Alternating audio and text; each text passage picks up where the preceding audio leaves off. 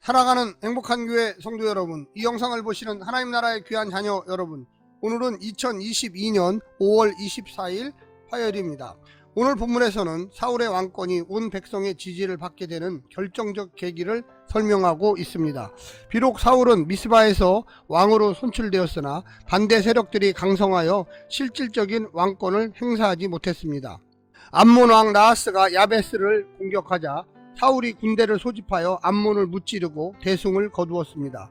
이 승리에 고무된 이스라엘 백성이 사무엘의 충고대로 길갈에 가서 정식으로 사울의 즉위식을 다시 거행하였습니다.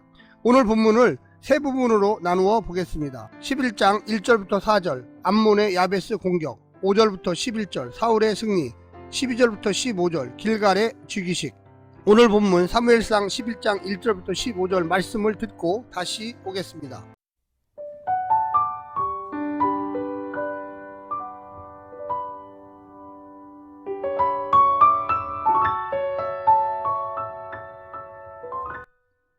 사무엘상 11장.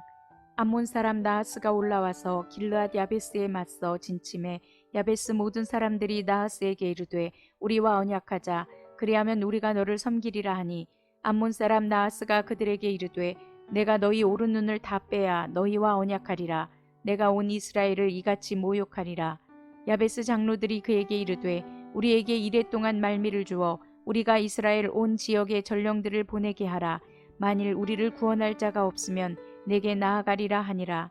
이에 전령들이 사울이 사는 기브아에 이르러 이 말을 백성에게 전하매 모든 백성이 소리를 높여 울더니 마침 사울이 밭에서 소를 몰고 오다가 이르되 백성이 무슨 일로 우느냐 하니 그들이 야베스 사람의 말을 전하니라.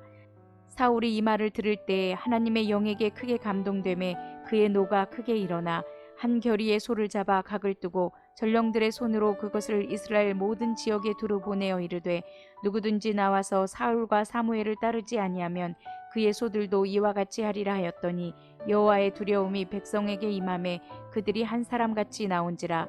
사울이 베색에서 그들의 수를 세어보니 이스라엘 자손이 30만 명이요 유다 사람이 3만 명이더라.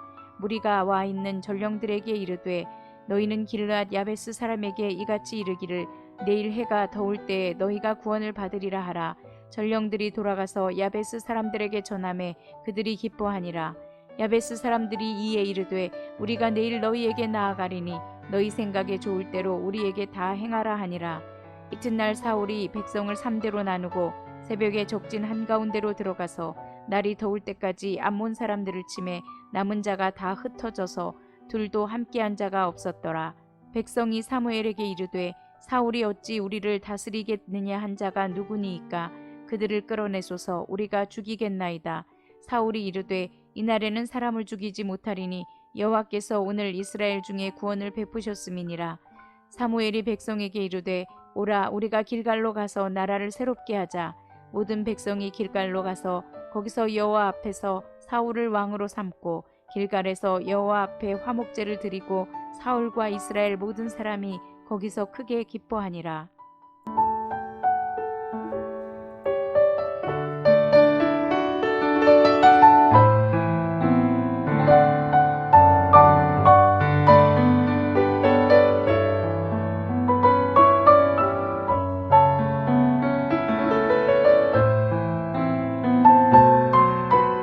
암몬은 길르앗 지역에 대한 자신의 소유권을 주장하고 있었습니다.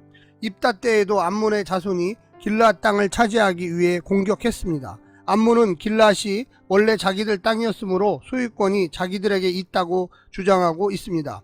그러나 이스라엘은 모세가 길르앗을 차지한 이후 이미 300년 이상 길르앗을 소유하고 있었으므로 계속해서 소유하는 것이 당연하다고 주장합니다.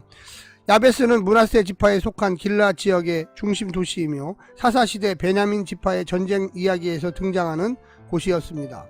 오늘 본문을 세 부분으로 나누어 설명드리겠습니다. 첫 번째, 오만한 암몬 사람과 나약한 야베스 사람들. 암몬 사람 나하스가 길르앗 야베스를 침략합니다. 야베스 사람들은 굴욕적인 조약 체결을 요구하지만 나하스는 이마저도 거부하고 치욕적인 모욕을 줍니다.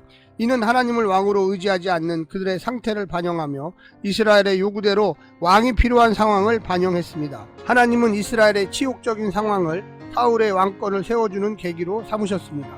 두 번째는 야베스 장로들의 요구와 사울의 조치. 7일 동안의 말미를 얻은 야베스 장로들이 자신들의 처지를 사울의 고향 기브아에서 알리게 됩니다. 백성들은 두려움에 울부짖었습니다. 이 소식을 들은 사울은 하나님의 영에 감동되어 크게 노합니다. 이는 하나님의 분노를 대변하는 거룩한 분노입니다. 사울은 왕으로서 이스라엘을 전쟁에 소집하고 이를 어길 경우 하나님의 명령을 어긴 것으로 간주하여 징벌할 것이라는 경고도 하였습니다. 백성들은 이 사울의 명령과 경고에서 하나님에 대한 두려움을 느낍니다. 자기 백성을 향한 공감과 하나님의 마음을 향한 통감에서 사울의 권위가 나온 것입니다. 마지막 세 번째는 사울이 이끄는 전쟁과 사울이 드린 제사. 사울의 명령에 북이스라엘에서 30만, 남유다에서 1만 명이 참여합니다. 사울은 내일 해가 더울 때에 이 전쟁의 승패가 결정되고 이스라엘은 암몬의 손에서 구원을 받을 것이라고 약속합니다. 사울은 다음날 새벽 군대를 3대로 나누어 기습공격을 감행하여 대대적인 승리를 거둡니다. 전쟁에서 승리한 사울이 이스라엘이 가나안 땅에서 맨 처음 성소로 삼았던 길갈에서 제사함으로 하나님이 이 전쟁의 진정한 주역이며 승자이심을 천명합니다. 모든 백성이 거기서 기뻐합니다. 자기 권력을 강화할 좋은 기회였지만 자기에게 절대 복종만을 요구하는 왕이 되기를 거절합니다. 그는 하나님의 신이 아니면 자신은 늘 반대와 비판을 받을 수밖에 없는 미약한 존재라는 것을 인정하였습니다. 오늘 말씀을 통하여 은혜 받으시고요. 성령님의 충만한 가운데 하루 사시기를 간절히 부탁드립니다. 샬롬.